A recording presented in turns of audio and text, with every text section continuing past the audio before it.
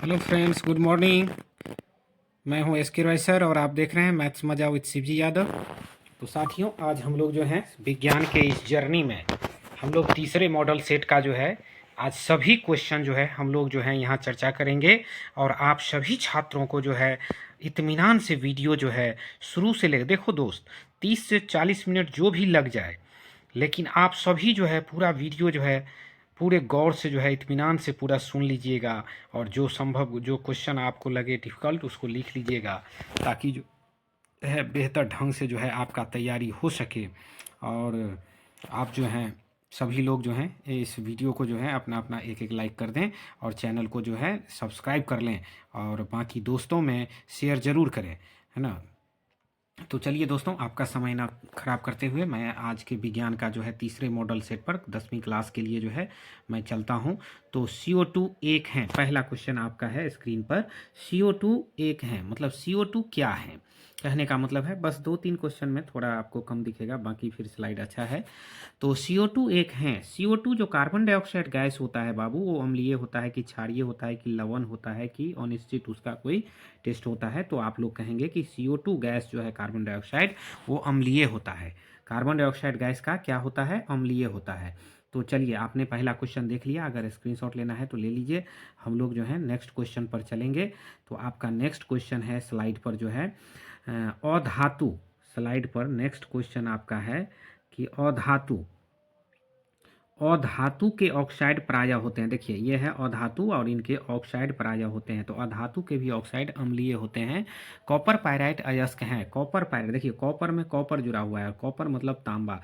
तो ये A option जो है आपका वो तांबा का है। तो ये आप लोग जो है इसमें ए ऑप्शन मारेंगे कि कॉपर पायराइट जो होता है CuFeS2, क्या है लिखा हुआ CuFeS2। अगला अगला क्वेश्चन से जो है 4 नंबर से आपका फ्रेश स्लाइड होगा। बस ये 3 क्वेश्चन का स्लाइड थोड़ा जो है गड़बड़ हो गया था। कॉपर पायराइट अयस्क है तांबा का। कॉपर पायराइट है ना, कॉपर पायराइट ये सब जो है तांबा के अयस्क है। अयस्क जानते हो ना बाबू, ओर्स CuFeS2 याद रखना, CuFeS2 कॉपर पायराइट होते हैं और इससे तांबा बनता है। मतलब कॉपर पायराइट से तांबा बनता है। जैसे लोहा किससे बनता है, हेमेटाइट, मैग्नेटाइट, सीडेराइट। लोहा किससे बनता है, हेमेटाइट, मैग्नेटाइट, सीडेराइट से। तो उसी प्रकार हमने 3 क्वेश्चन डिस्कस कर लिया। चलो ये पहला क्वेश्चन था कि CO2 क्या है, तो अम्लीय है। और धातु के ऑक्साइड अम्लीय होता है। कॉपर पायराइट अयस्क है तांबा का। तो तीनों क्वेश्चन का रिवीजन भी कर लिए। तो चलिए दोस्तों, हम लोग जो है अगले क्वेश्चन पर चलते हैं। आपका क्वेश्चन नंबर जो है 4 आपके स्क्रीन पर जो है अब आएगा। ये देखिए, ये क्वेश्चन नंबर 4 से जो है आपके स्लाइड पर जो है ये आ गया है। आप लोग जो है अब बहुत ही अच्छे ढंग से जो है ये देखेंगे, है ना, ये स्पष्ट है। विद्युत अपघटन में ऑक्सीकरण होता है। देखो बाबू, विद्युत अपघटन की जो प्रक्रिया, इलेक्ट्रोलाइट की जो प्रोसेस होती है, उसमें ऑक्सीडेशन जो है वो होता है एनोड पर। ऑक्सीडेशन कहाँ पर होता है, ये एनोड पर होता है।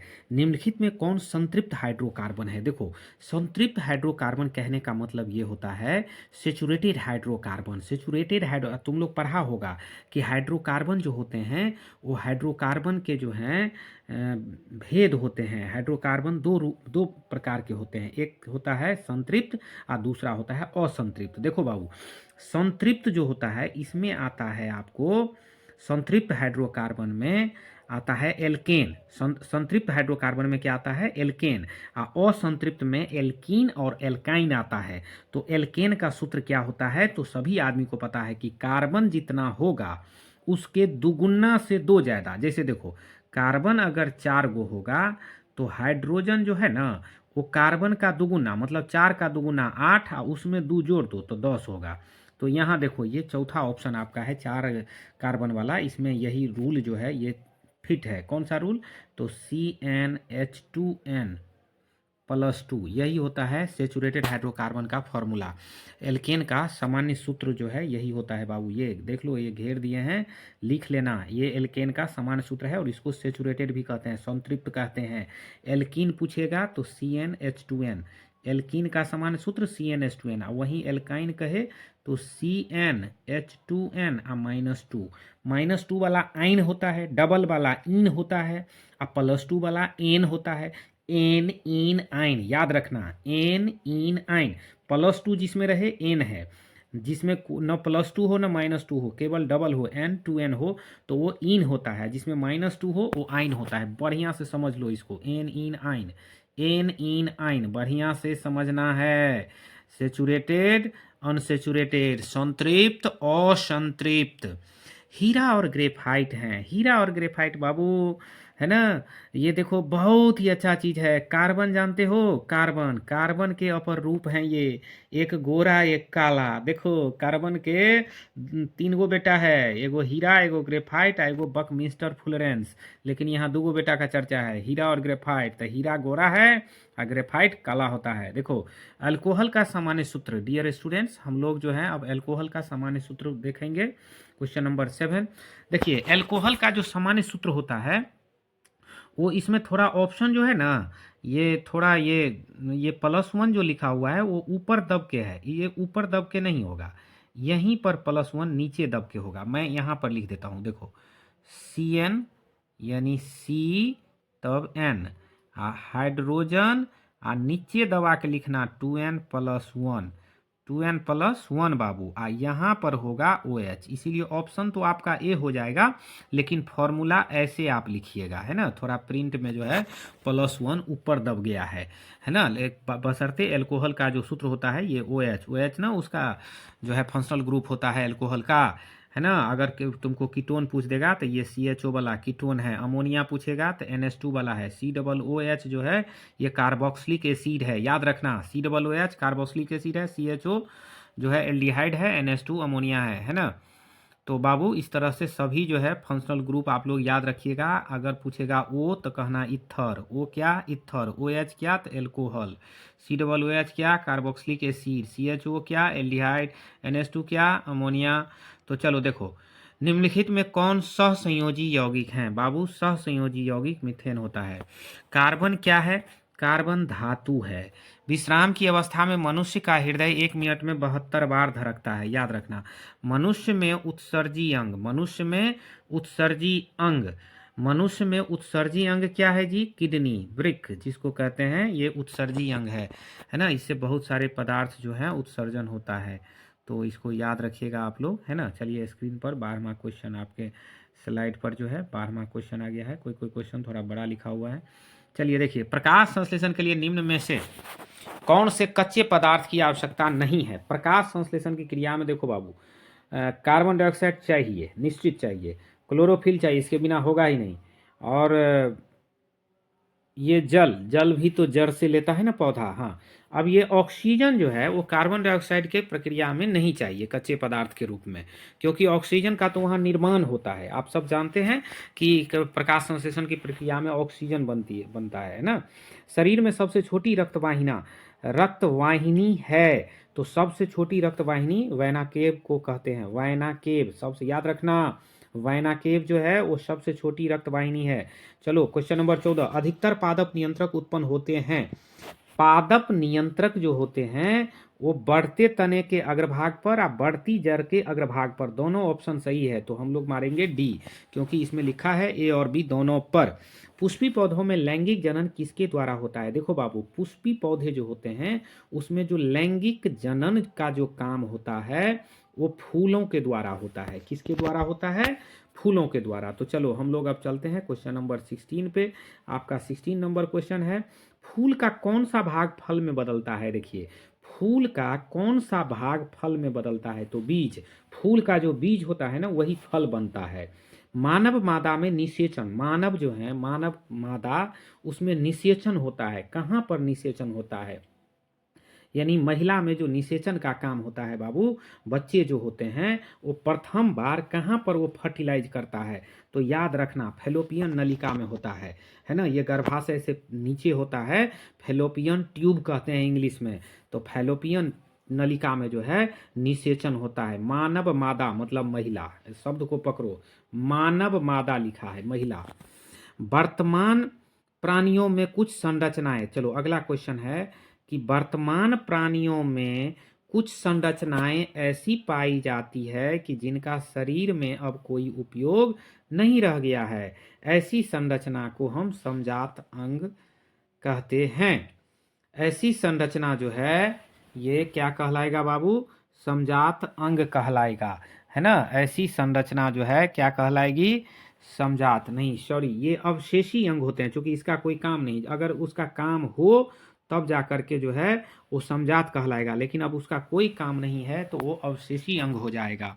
कौन सा वैज्ञानिक मेंडल के नियम के पुनः खोज से संबंधित है। देखो बाबू, शर्मक नाम का एक वैज्ञानिक है जो मेंडल के नियम का दोबारा से जो है उसका खोज जो है वो कर रहे हैं। शर्मक नाम के वैज्ञानिक हैं, मेंडल के नियम को दोबारा पुनः खोज कर रहे हैं। शर्मक नाम का वैज्ञानिक, याद रखना, शर्मक जी, शर्मक जी, शर्मक जी मेंडल के नियम को पुनः खोज कर रहे हैं। फिर आगे हम लोग बढ़ते हैं, शर्मक जी को तो याद कर लिए। चलिए, जीन शब्द किसने प्रस्तुत किया। आप देखो, जीन, जीन से याद रखना zone, gene zone, gene zone, gene zone याद रखना। क्या याद रखोगे, जीन जोन, तो जोनसन। जीन से क्या याद रखोगे, जोन, तो जीन जोन, जीन जोन यानी जोनसन। जीन शब्द प्रस्तुत करने वाले हैं जोनसन, जीन में ही जोन लगा हुआ है ना, जीन जोन, जीन जोन, तो जोनसन।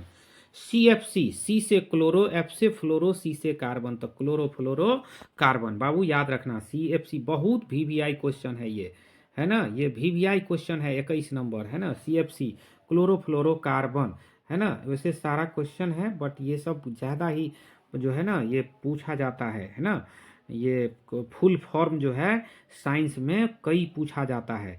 चलिए, तो 21 तक हम लोग देख लिए थे, अब हम लोग 22 नंबर से देखेंगे। देखिए, कोलीफॉर्म, कोलीफॉर्म के बारे में बताना है कि कोलीफॉर्म है, कोलीफॉर्म क्या है।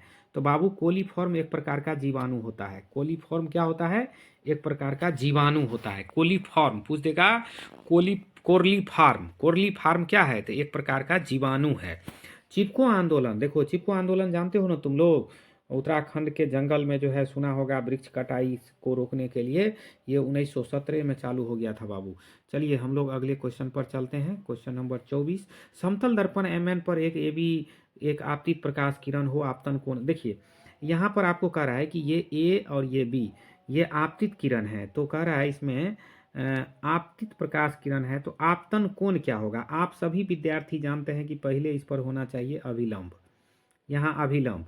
आपतित किरण इसके साथ जो कोण बनाता है उस कोण को हम लोग कहते हैं आपतन कोण। तो देखो, ये लंब होता है, ये यहाँ 90 डिग्री कोण बनाएगा, तो ये 40 है, तो ये कितना डिग्री होगा, 50 डिग्री। तो ऑप्शन मार देना 50 डिग्री। कितना मारोगे, 50 डिग्री। ऑप्शन में कितना मारोगे, 50 डिग्री। समझ गया है क्वेश्चन। चलो, स्क्रीन पर ये एक डेटा आ गया है, इसको हटाते हैं हम, है ना। तो आप लोग ऑप्शन में मार लेना बाबू 50 डिग्री। मोटर गाड़ी में चालक के सामने लगे दर्पण होते हैं। मोटर गाड़ी के चालक के सामने जो दर्पण रहता है वो होता है उत्तल दर्पण रहता है। चलिए, हम लोग अगले क्वेश्चन पर चलते हैं। क्वेश्चन नंबर 26 है, वास्तविक प्रतिबिंब को पर्दे पर प्राप्त किया जा सकता है जबकि काल्पनिक प्रतिबिंब को नहीं प्राप्त किया जा सकता है, क्यों। तो वास्तविक प्रतिबिंब, देखो वास्तविक प्रतिबिंब में वास्तव में जो है, वास्तविक प्रतिबिंब जो होते हैं उसे वास्तव में प्रकाश की ऊर्जा पहुंचती है जबकि काल्पनिक में नहीं पहुंचती है। इसीलिए आप जानते हो ना, पीछे बढ़ाने पर मिलता है तो काल्पनिक प्रतिबिंब बनता है। निर्देशांक चिन्ह परिपाटी के अनुसार अवतल दर्पण और उत्तल दर्पण फोकस दूरी या क्रमशः। देखो, अवतल दर्पण क्या कह रहा है आपको, अवतल दर्पण और उत्तल दर्पण। तो आप सब जानते हो कि ये अवतल दर्पण है तो इसकी फोकस तो इधर ही होता है, लेफ्ट में होता है। राइट में प्लस होता है और लेफ्ट में माइनस होता है, तो इसमें माइनस प्लस, तो ऋणात्मक धनात्मक ये हो जाएगा। तो याद रखना, अवतल दर्पण ऋणात्मक फोकस, उत्तल दर्पण धनात्मक फोकस, बस याद रखना है। अवतल दर्पण ऋणात्मक और उत्तल दर्पण धनात्मक। देखो, मंजू के चश्मे का पावर ऋणात्मक है, उसके आंख में उत्पन्न दोष है। देखो, अब सबसे बड़ा चीज है कि ये क्वेश्चन ही गलत कर दिया है बाबू, ये ऑप्शन के हिसाब से ये क्वेश्चन गलत है। अगर चश्मे का पावर ऋणात्मक है तो उसको निकट दृष्टि दोष है। उसको कौन सा दोष है, निकट दृष्टि दोष। तो इसमें दोष का नाम ही नहीं लिखा हुआ है, इसमें तो क्षमता लिखा हुआ है, पावर लिखा हुआ है। लेकिन एक चीज़ याद रखना, मंजू के चश्मे का पावर ऋणात्मक है तो उसके आँख में उत्पन्न दोष, तो उसके आँख में जो दोष उत्पन्न होगा वो दोष जो है उसके आँख में जो है अवतल लेंस लगेगा और अवतल लेंस का पावर माइनस में होता है। तो चलो बाबू, इसका क्वेश्चन का आंसर जो है ये ए मार लेना। एक्चुअली इसमें क्वेश्चन को घुमा के दे दिया है कि इसमें जो है मतलब 3 को पावर देखो, तो हम भी अभी देखें इसको गौर से कि 3 पावर इसमें माइनस प्लस में दिया हुआ है, 1 माइनस में दिया हुआ है। तो इसीलिए जो है हम लोग देखें मंजू के चश्मे का पावर ऋणात्मक है, उसके आँख में उत्पन्न दोष है, तो उत्पन्न दोष का नाम अभी भी जो है ऋणात्मक पावर तो है, तो ये तो ऋणात्मक पावर है, लेकिन दोष का नाम अभी भी तुम लोग जो है नहीं कह पाओगे। तो उसमें दोष क्या होगा? पावर ऋणात्मक है तो उसको निकट दृष्टि दोष होगा। तो हम लोग इसके जवाब में लिखते क्या? निकट दृष्टि दोष, है ना। तो ये निकट दृष्टि दोष ऑप्शन में नहीं है, तो केवल पावर माइनस में होगा। चलिए हम लोग आगे देखते हैं। एक स्वस्थ आँख के लिए दूर बिंदु होता है, तो स्वस्थ आँख है तो दूर बिंदु कहाँ होगा बाबू? अनंत पर होगा। स्वस्थ आँख में दूर बिंदु कहाँ होगा? अनंत में होगा। एक आवेशित वस्तु ए दूसरी आवेशित वस्तु बी को आकर्षित करती है, वस्तु बी होगी। बी कैसी वस्तु होगी जिसको दोनों वस्तु आवेशित है? वस्तु बी होगी। बी कैसी होगी? तो बी होगी आवेशित या चाहे उदासीन, तभी उसको अपनी ओर आकर्षित करेगा। स्वतंत्र धन आवेश विद्युत क्षेत्र में गति करता है। देखो स्वतंत्र धन आवेश जो होता है वो निम्न विभव से उच्च विभव की ओर जो है चलता है, निम्न विभव से उच्च विभव की ओर चलता है। याद रहेगा बाबू, उपर्युक्त में से दोनों स्वस्थ आँख के लिए अनंत, है ना, ये सब ध्यान रखना, है ना। चलिए हम लोग चलते हैं क्वेश्चन नंबर 32 पर। देखो 100 वाट 220 वोल्ट के विद्युत बल्ब के तंतु में प्रतिरोध कह रहा है तुमको निकालने के लिए, ये प्रतिरोध फाइंड करने के लिए। देखो बाबू हम तुमको सूत्र बताते हैं। आर बराबर होता है वी स्क्वायर बटे पी। तो तुम्हारा भी कितना है? 220 है, तो 220 को 2 बार लिखो, 220 गुने 220, यहाँ पर लिख दो 100। तो एगो जीरो इसमें काट दो, एगो जीरो इसमें काट दो, 22 22 484 होगा, है ना। तो प्रतिरोध का सूत्र होता है ना आर बराबर वी स्क्वायर बट्टे पी। आर बराबर क्या होता है? वी स्क्वायर बट्टे पी होता है। बस सूत्र लगाओ उत्तर पाओ, सूत्र लगाओ। तो आवेश का ऐसा ही मात्रक होता है कूलाम। आवेश का ऐसा ही मात्रक क्या होता है बाबू? कूलाम होता है। डायनेमो देखो जनरेटर में देखते हो उगल का जो लगा रहता है वो डायनेमो होता है। तो डायनेमो का काम है यांत्रिक ऊर्जा को विद्युत ऊर्जा में बदलना। चलो बाबू हम लोग यहाँ 34 नंबर देख लिए। 35 नंबर देखो, यदि दो समांतर धारावाही निर्वात में 1 मीटर की, देखो कहने का मतलब यह है कि कोई वैक्यूम ट्यूब होगा, उसमें 2 तार ऐसे जा रहा है ना। एगो तार ये है, एगो तार ये है, ये उधर जा रहा है। अब दोनों के बीच जो है, इसके बीच में 1 मीटर का दूरी है, फासला है, और इस दोनों से जो है 1 एम्पियर का करंट इससे और 1 एम्पियर का करंट इससे मतलब बह रहा है, जा रहा है। तो उनके बीच प्रति मीटर लंबाई पर लगने वाला, तो कह रहा है उनके बीच में लगने वाले जो फोर्स होंगे ये एफ, वो कितना होगा? तो होगा 2 गुने 10 के पावर माइनस 7 न्यूटन जो है वो लगने वाला फोर्स होगा, है ना। बल का मान हम लोग लिखेंगे 2 गुने 10 के पावर माइनस 7, है ना। तो चलिए हम लोग 35 नंबर क्वेश्चन तक देख लिए। अब हम लोग क्वेश्चन नंबर 36 की तरफ बढ़ते हैं। देखिए ये 36 है, विद्युत मोटर बदलता है।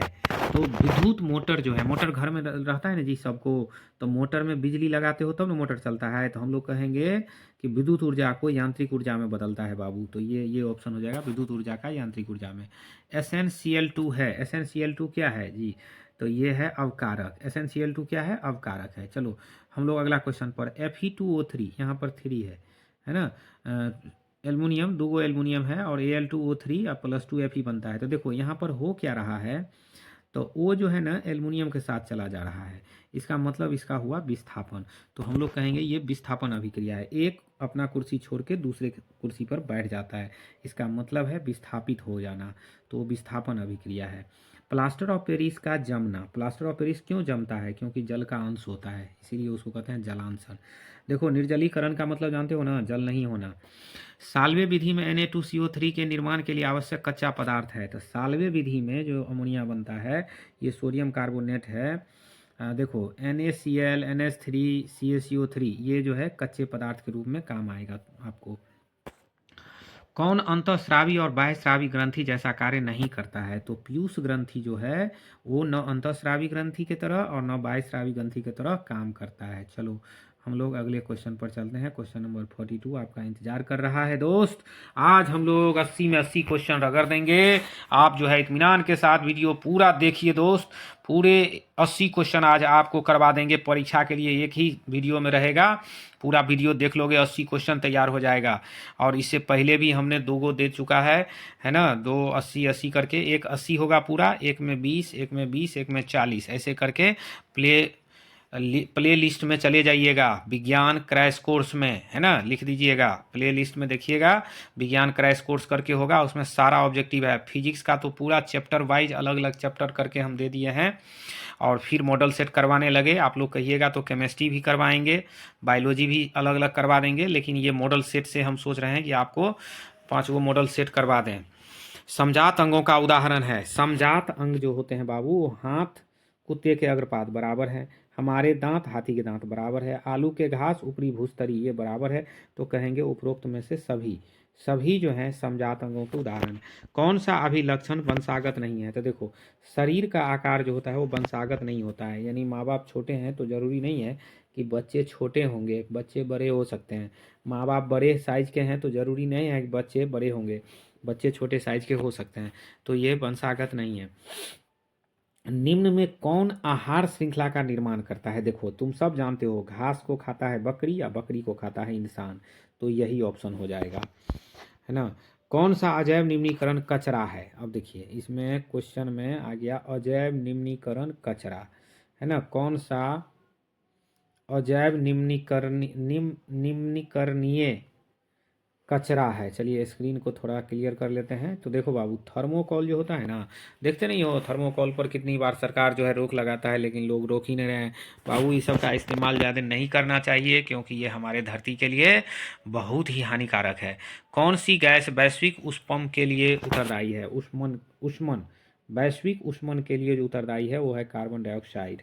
निम्न में कौन गंगा प्रदूषण के लिए उत्तरदायी नहीं है? अब देखो, नहीं है, इसमें क्वेश्चन क्या कर रहा है, नहीं है। देखो, इस पर गौर करना। तो गंगा में मछली पालन, ये मछली पालन करने से कोई हानि नहीं होता है। सामान्य नेत्र के लिए स्पष्ट दर्शन की न्यूनतम दूरी होती है। स्पष्ट दर्शन की न्यूनतम दूरी 25 सेंटीमीटर होती है। देखो, यहाँ 25 मीटर भी दिया है, लेकिन वो नहीं होगा, सेंटीमीटर में होता है। 25 तो होगा बट सेंटीमीटर में होगा। यहीं पर कंफ्यूज कर देगा आप लोगों को। मानव नेत्र जिस भाग पर किसी वस्तु का प्रतिबिंब बनाते हैं वह है, सबको पता है कि मानव नेत्र में जो है दृष्टि पटल यानी रेटिना पर प्रतिबिंब बनता है। मानव नेत्र में किस प्रकार का लेंस पाया जाता है? सबको पता है, उत्तल लेंस पाया जाता है ना। मानव नेत्र में उत्तल लेंस पाया जाता है। मानव नेत्र में कौन सा लेंस पाया जाता है बाबू? उत्तल लेंस पाया जाता है। चलिए, हम लोग 51 नंबर तक कर लिए। अब 52 नंबर क्वेश्चन आपके स्क्रीन पर। चलिए देखिए, अभिनेत्र थोड़ा छोटा कर लीजिए। अभिनेत्र लेंस की फोकस दूरी में परिवर्तन किया जाता है। देखो, अभिनेत्र लेंस जो होता है ना, उसके फोकस दूरी में जो परिवर्तन होता है बाबू, वो होता है पक्षमाभी के द्वारा, है ना। किसके द्वारा? पक्षमाभी के द्वारा। यानी पक्षमाभी, सिलियरी पेशियां कहते हैं इसको, पक्षमाभी के द्वारा। क्या कहोगे? पक्षमाभी के द्वारा। फिर है 1 एंगस्ट्रम का मान होता है। तो 1 एंगस्ट्रम होता है, यहाँ माइनस थोड़ा कट गया है, तो 10 के पावर, देखो 1 एंगस्ट्रम जो होगा वो होता है 10 के पावर माइनस 10 मीटर में। तो ये याद रखना, 1 एंगस्ट्रम ये होता है ना, ये लिख लेना आप लोग, 10 के पावर माइनस 10 मीटर, है ना। 1 एंगस्ट्रम याद रखना, 10 के पावर माइनस 10, मतलब ये VVI क्वेश्चन है जी, एकदम कंठस्थ कर लेना। 1 एंगस्ट्रम 10 के पावर माइनस 10 मीटर। चलो, दृश्य प्रकाश में किस वर्ण का तरंग दैर्घ्य, देखो बहुत ही VVI क्वेश्चन है। दृश्य प्रकाश में किस वर्ण का तरंग दैर्घ्य अधिकतम होता है? तो देखो, जिस रंग का तरंग दैर्घ्य बाबू अधिकतम होगा उसका विचलन कम होगा। तो वो कौन है? तो लाल रंग है। निकट दृष्टि दोष का निवारण, निकट दृष्टि दोष के जो होते हैं उसके उत्तल लेंस का लगता है उसमें। स्पेक्ट्रम प्राप्त करने के लिए किसका उपयोग किया जाता है? आप सब जानते हैं, स्पेक्ट्रम प्रिज्म से प्राप्त होता है। तो चलिए, हम लोग अब क्वेश्चन नंबर 57 पर चलेंगे। चलिए दोस्तों, आप सभी जो हैं इस वीडियो को अपना अपना एक लाइक कर दीजिए। लाइक बहुत कम आप लोग कर रहे हैं, एक लाइक कर दीजिए, है ना। वीडियो को शेयर कर दीजिए और अपने दोस्तों सबको भी बोल दीजिए कि सर जो है पूरे मेहनत से जो है आप लोगों को 80 क्वेश्चन करवा रहे हैं, है ना। परीक्षा में दना के साइंस में तुम लोग 40 में 40 ऑब्जेक्टिव सही मार करके आओगे। आज लॉन्ग क्वेश्चन भी हम जो है वीडियो के माध्यम से पढ़ाएंगे, उसमें ऑन बोर्ड पढ़ाएंगे। जो नेत्र निकट स्थित वस्तु को साफ नहीं देख सकता उस नेत्र में होता है। देखिए, नज़दीक के वस्तु को नहीं देख सकता है यानी दूर देखेगा, तो इसका मतलब दूरदृष्टि दोष होगा। दूर देखने वालों में दूरदृष्टि दोष और नज़दीक देखने वालों में निकट दृष्टि दोष। श्वेत प्रकाश कितने रंगों के मेल से बनता है? दुनिया में सब जानता है 7 रंगों के मेल से बनता है। श्वेत प्रकाश में 7 रंग होते हैं। देखिए, सामान्य आंख के लिए दूर बिंदु होते हैं। सामान्य आंख के लिए दूर बिंदु अनंत पर होते हैं। किस दृष्टि दोष को अवतल और उत्तल दोनों लेंस, अरे बाप रे, बहुत ही वीवीआई क्वेश्चन है। देखिए, जरा दूरदर्शिता, मतलब इसको जरा दूरदर्शिता भी कहते हैं। तो जरा दृष्टि दोष जो होते हैं इसी का नाम जरा जरा जरा जर्रा जर्रा यानी उत्तल अवतल दोनों लेंस लगेगा इस जर्रा जर्रा में। बाबू, जर्रा जर्रा में उत्तल अवतल दोनों लेंस लगेगा, है ना, याद रखना, जर्रा जर्रा में उत्तल अवतल दोनों।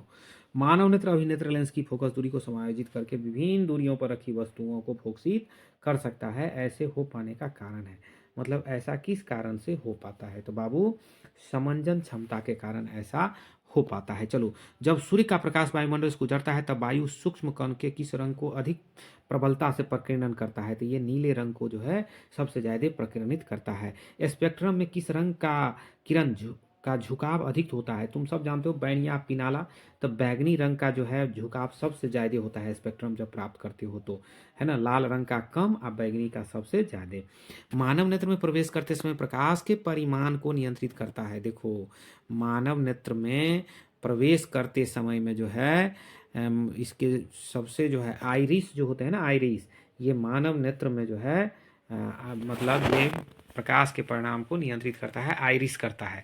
अंतरिक्ष यात्री को आकाश दिखता है। अब देखो, जो अंतरिक्ष में चल जाएगा वहाँ से आकाश देखेगा तो बुआ उसको आकाश काला दिखाई देगा। आकाश का रंग नीला होने का कारण है प्रकीर्णन, है ना। आप जानते हो ना, नीला रंग के सबसे अधिक प्रकीर्णन होता है, इसीलिए आकाश नीला दिखाई पड़ता है। चलिए हम लोग अगले स्लाइड पर क्वेश्चन नंबर 67 पर चलते हैं। नेत्र में प्रवेश करने वाले प्रकाश किरणों का अधिकतम अपवर्तन होता है कहाँ?